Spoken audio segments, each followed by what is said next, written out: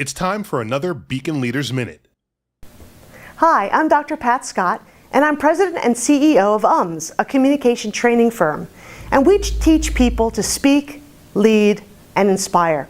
I've been a member of Beacon for about a year now. When I think about communication, what I think about is how much it's changed in the past decade or so. If I had a crystal ball 15 years ago and said in 15 years, you could get virtually any piece of information that you want at your fingertips in less than 15 seconds, you would have thought I was crazy. AOL took longer than that to boot up. Now, if it says your video content will load in 14 seconds, I think, oh my gosh, 14 seconds? It feels like an eternity. I might as well go get a snack or go check email.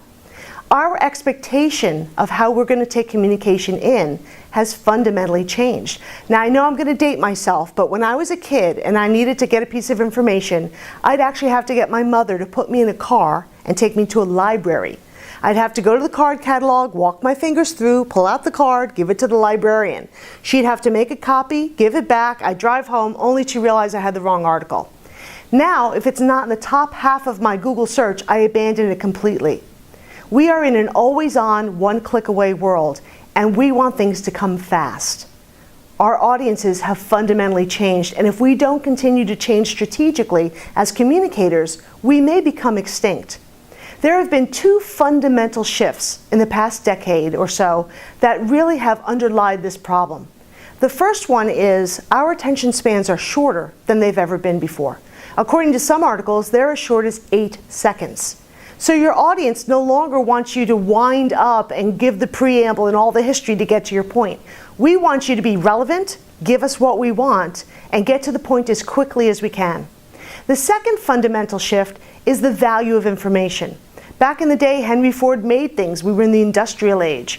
Then about the mid-1950s, a management guru named Peter Drucker said, we don't make things, we're really knowledge workers. We pass knowledge, and that had great value because information was scarce.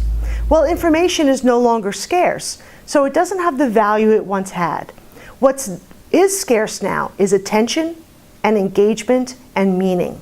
So if we start to make communication a more strategic function, we can start to arrive at those goals and connect with our short attention span listener and make sure they don't evolve away from us.